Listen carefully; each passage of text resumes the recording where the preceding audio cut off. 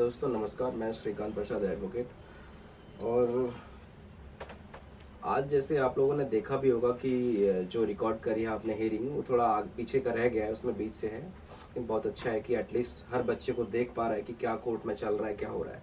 तो आपको मैं बताना चाहता हूँ कि जैसे कि मैंने पहले ही बहुत बच्चों से डिस्कस नहीं किया था, सिर्फ 3-4 बच्चों से डिस्कस किया था कि सबसे ज़्यादा जो डिफ़िकल्टी हमें हुई थी कि जब मैटर कैट में फाइल है, ओरिजिनल ज्यूरिसडिक्शन का मैटर, सर्विस मैटर रेलवे से रिलेटेड सेंट्रल का होता है तो सेंट्रल एडमिनिस्ट्रेटिव ट्रिब्यूनल में होता है, जो कि वहाँ हमारा पेंडिंग है OA 492/2023। लेकिन जब लास्ट हियरिंग पे जज ने OA में कहा था ट्रिब्यूनल में कि हम कन्विंस नहीं है और ऐसा नहीं हो सकता है, या तो आप इसको विड्रॉ कर लो, तो हम विड्रॉ तो करने वाले नहीं थे।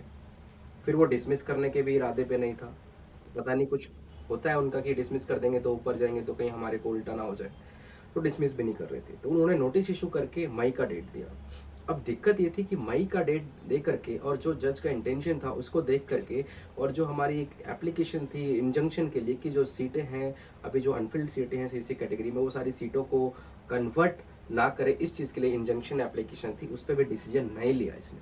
तो हमें बिल्कुल उम्मीद हो गया कि कैट से कुछ नहीं करने वाला है, ये टाइम पास होगा। हमने बहुत मुश्किल से हाई कोर्ट का ज्यूरिसडिक्शन बनाया, ओरिजिनल रेट का। हाई कोर्ट में कई बार कम से कम 10-15 दिन प्रॉब्लम रही कि हाई कोर्ट में एंटरटेन नहीं कर रहे थे कि उनका ज्यूरिसडिक्शन नहीं बन रहा था कि हाई कोर्ट में आप सर्विस मैटर नहीं डाल सकते। वो मुझे पता है कि कितनी जिद से मैंने उस पिटीशन को हाई कोर्ट में लगवाया, ये जानते हुए कि मैटर कैट का है।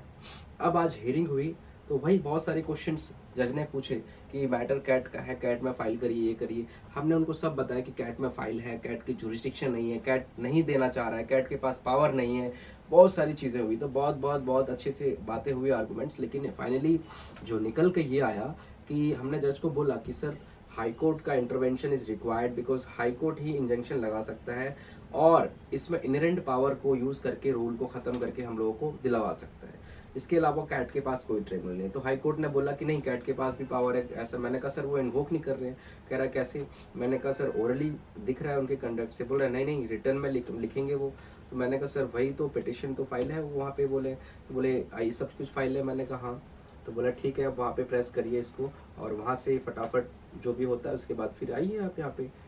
पैरेलल पिटिशन वहाँ पर भी है, यहाँ पर भी है, कैसे चले? मैंने कहा sir inherent power high court का ये है वो है। बोला कि नहीं, इनहेरेंट पावर का कोई नहीं, आप पहले वहाँ पे वो जुरिस्डिक्शन वैलिड है, वहाँ पे आप एक्सपीडिशियस हियरिंग करवाओ। हम यहाँ से कर रहे हैं, आप फास्ट हियरिंग करवाओ। उसके बाद वो जो भी करते हैं एटलीस्ट इंजंक्शन एप्लीकेशन पे सीट को कन्वर्ट नहीं करने से रोकने के लिए जो एप्लीकेशन है उस पे हियरिंग होनी चाहिए थी फर्स्ट हियरिंग पे हमारी कैट में, बट वो जज स्केप आउट कर गया। लेकिन इस बार होना चाहिए और इसलिए हमने आज ही वहाँ हाई कोर्ट से आते ही तुरंत एप्लीकेशन कैट में फाइल करके अभी मेंशनिंग कर रहे हैं, गया हुआ है। तो वो तुरंत मेंशनिंग करके तुरंत हियरिंग पे लगेगा। सीट रिजर्व वाले जो इंजंक्शन एप्लीकेशन था उस पे हियरिंग के लिए। तो हमारा मेन जो निकल करके मुझे जहाँ तक लगता है कि अच्छा, दूसरी चीज़, सबसे बड़ी चीज़ क्या है मैं बताता हूँ। मेरा मकसद क्या था हाई कोर्ट जाने का? नंबर 1 कि हम किसी भी तरीके से सुप्रीम कोर्ट तक पहुँचे, क्योंकि बहुत सारे ऐसे केसेस होते हैं सर्विस मैटर से, बहुत सारे इसमें, जहाँ पे ऑनरेबल सुप्रीम कोर्ट के पास जो पावर है आर्टिकल 142 में कंप्लीट जस्टिस का करने का, लॉ वो सबको साइड हटा करके, तो वो सुप्रीम कोर्ट के पास है।